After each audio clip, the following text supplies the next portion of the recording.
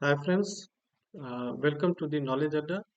Today I am going to tell you about the new guidelines that Ministry of Education has issued for the private coaching centers.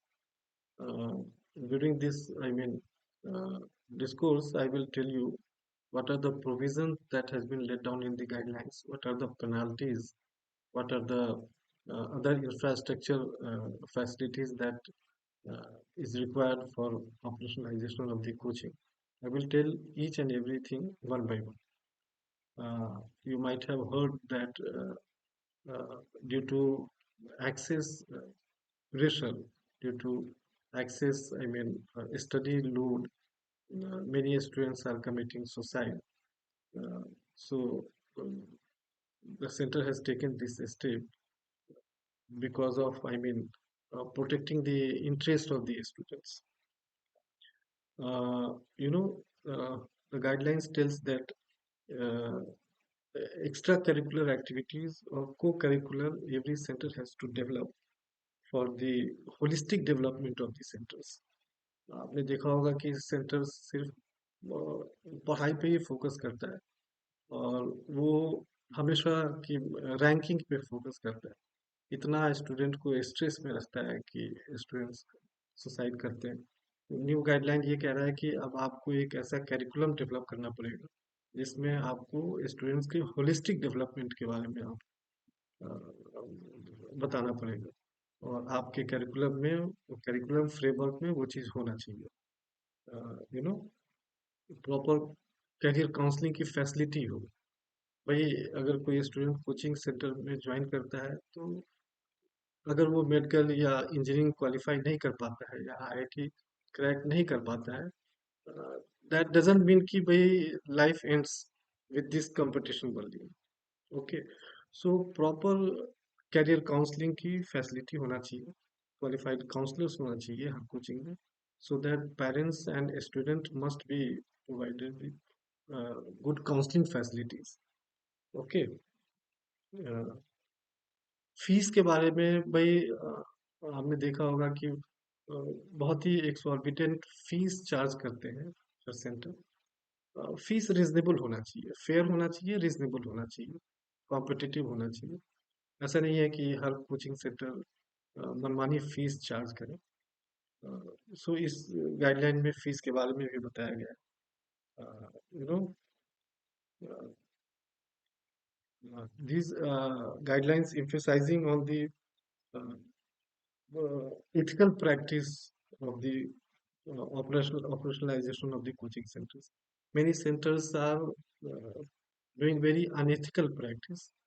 तो इस guideline में कहा है कि भाई आप जितने भी अनएथिकल प्रैक्टिस चाहे वो फीस का हो चाहे वो क्लास को करने का हो क्लास की टाइमिंग का हो चाहे किसी दूसरे तरह के एक्स्ट्रा स्टडी का बर्डन जो स्टूडेंट पे होता है वो हो ये सब अनएथिकल प्रैक्टिस नहीं चलेगी आपको एथिकल प्रैक्टिस को के हिसाब से जो है ना आपको अपना सेंटर रन करना पड़ेगा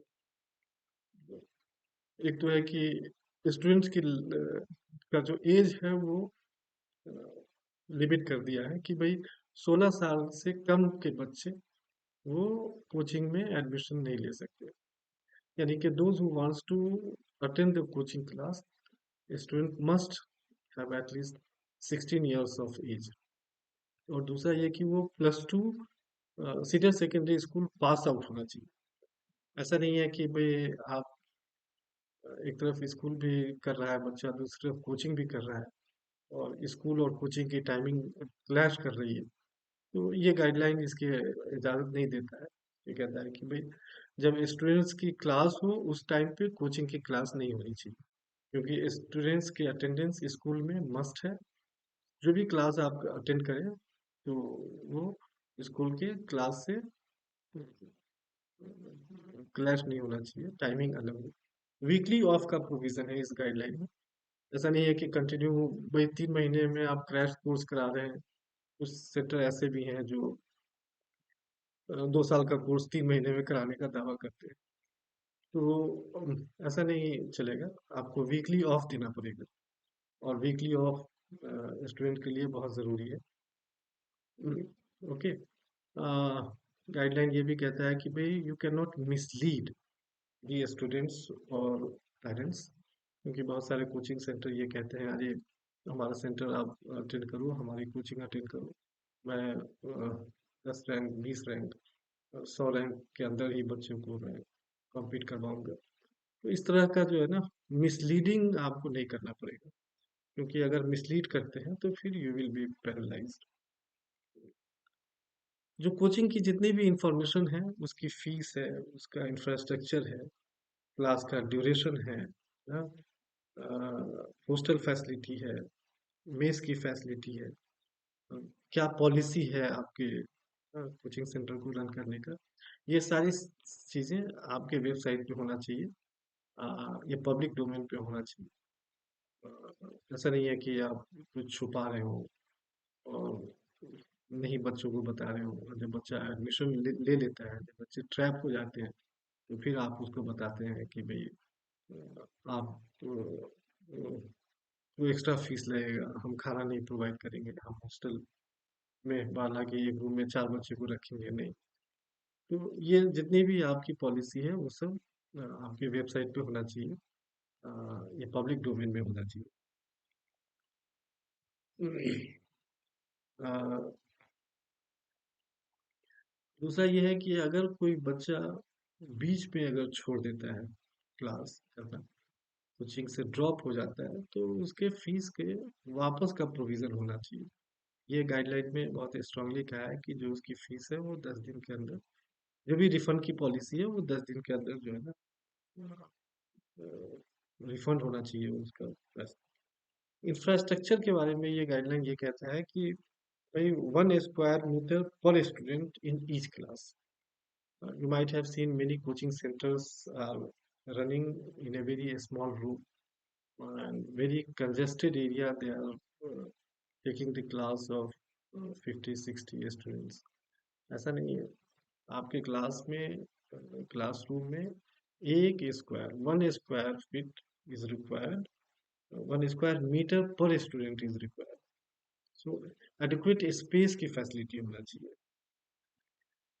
आप की जो बिल्डिंग है वो सेफ्टी नॉर्म्स को फॉलो करें। अ, उसे प्रॉपर जो भी अथॉरिटी की सर्टिफिकेट है वो मिले होने चाहिए, जैसे फायर सेफ्टी है, इलेक्ट्रिफिकेशन है। ओके, ये सब का सर्टिफिकेशन होना चाहिए। क्लास में proper ventilation, lighting and other security measures का होना बहुत ज़रूरी है। सीसीटीवी कैमरा लगे हों, that is very much needed. Medical facilities हो फर्स्ट एड, और मेडिकल किट्स की अवेलेबिलिटी बहुत ज़रूरी है। स्टूडेंट की टाइमिंग और क्लास की टाइमिंग के बारे में मैंने बताया कि भाई टाइमिंग स्कूल से क्लैश नहीं होना चाहिए। प्रॉपर ग्रीवांस रिड्रेसल की फैसिलिटी है।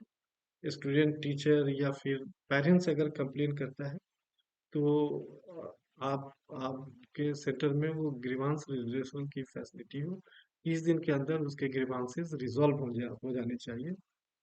कंप्लेन जो है स्टूडेंट की, तो अगर किसी भी तरह के टर्म एंड कंडीशन को अगर कोई सेंटर नहीं मानता है, तो फर्स्ट वायलेशन पे उसको 25,000 का जुर्माना लगेगा। सेकेंड वायलेशन पे उसको 1 लाख का जुर्माना लगेगा, और थर्ड वायलेशन पे उसका जो रजिस्ट्रेशन है वो कैंसिल हो जाएगा। तो such kind of provisions are given in the guidelines issued by the central government, and every private coaching center must have to, I mean, adhere the term and condition that is laid down in the guidelines for coaching centers. Thank you.